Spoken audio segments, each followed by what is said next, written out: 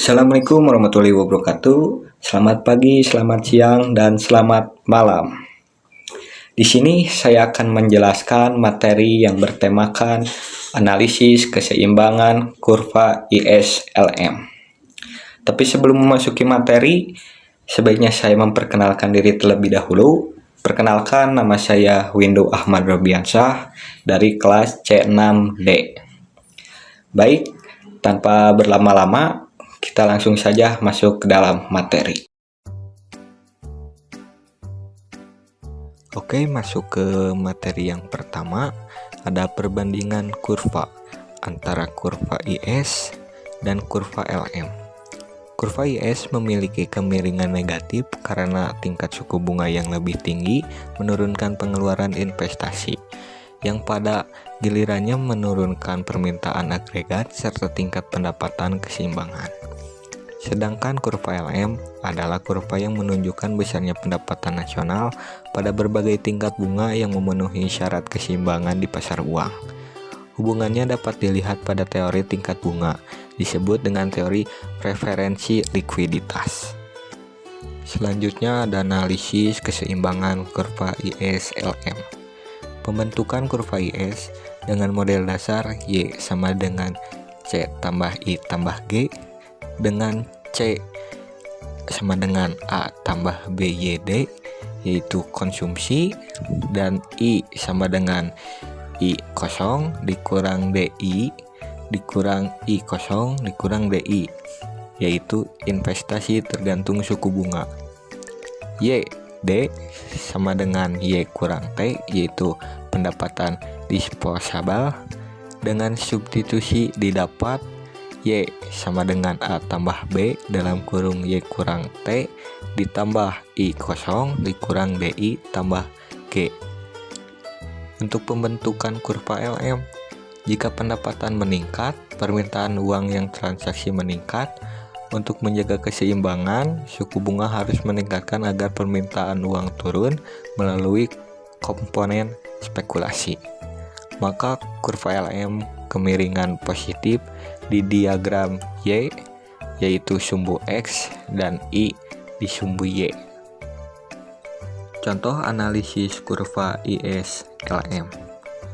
IS, misalnya, pemerintah meningkatkan belanja G sebesar 100 triliun dengan marginal propensity to consume dalam kurung MPC sama dengan 0,8, maka multiplier fiskal sama dengan 1 garis miring dalam kurung 1 dikurang MPC sama dengan 5. Kenaikan output sama dengan multiplier dikali G sama dengan 5 dikali 100 triliun sama dengan 500 triliun. Artinya, kurva IS bergeser ke kanan sejauh pendapatan nasional meningkat senilai 500 triliun pada tingkat suku bunga tetap. Sedangkan kurva LM, misalnya, penawaran uang real dalam kurung MP sama dengan 1000. Fungsi permintaan uang L dalam kurung Y, I sama dengan 0, 2Y dikurang 10I. Keseimbangan terjadi saat 0,2Y dikurang 10I sama dengan 1000, yaitu I sama dengan 0,02Y dikurang 1000, 2Y dikurang 100. Kurva LM, I sama dengan 0,02Y dikurang 100I sama dengan 0,02Y dikurang 100. Jika pendapatan nasional meningkat dari 5.000 ke 6.000, maka I sama dengan 0,02 dalam kurung 6.000 dikurang 100 sama dengan 20. I sama dengan 0,02 dalam kurung 5.000 dikurang 100 sama dengan 0. Ada faktor-faktor yang mempengaruhi kurva IS. Di antaranya, perubahan angka pengganda multiplier investasi. Koefisien multiplier investasi dinyatakan KL sama dengan 1/1 dikurang B fungsi IS. Y sama dengan C0 ditambah I0 per 1 kurang B dikurang 1 per 1 dikurang B dikurang AI. Y sama dengan 1 per 1 dikurang B dalam kurung C0 ditambah I0 dikurang AI. Y sama dengan KI dalam kurung C0 ditambah I0 dikurang AI. Ada juga faktor-faktor yang mempengaruhi kurva LM. Di antaranya, fungsi permintaan uang L sama dengan L1 ditambah L2, sedangkan L1 sama dengan KY dan L2 sama dengan MO tambah MI. L sama dengan KY ditambah MO tambah MI, fungsi penawaran uang dengan MS, sedangkan fungsi keseimbangan pasar uang atau fungsi LM ditandai oleh L sama dengan MS. KY ditambah MO tambah MI sama dengan MS. Dengan fungsi LM, KY sama dengan MS dikurang MO tambah MI. Dengan Y sama dengan MS sama dengan MO per K ditambah M per KI. Berdasarkan fungsi LM tersebut, dapat dilihat faktor-faktor yang mempengaruhi kurva LM adalah 1. Jumlah uang yang beredar MS. 2. Jumlah uang yang diminta untuk spekulasi MO. 3. Kepekaan permintaan uang untuk transaksi dan berjaga-jaga terhadap pendapatan K. Dan 4. Kepekaan permintaan uang untuk spekulasi terhadap suku bunga M. Bila terjadi perubahan uang beredar, mengakibatkan kurva LM dapat bergeser ke kiri atau ke kanan secara sejajar dengan kurva LM awal dan arah atau kemiringan kurva tetap sama.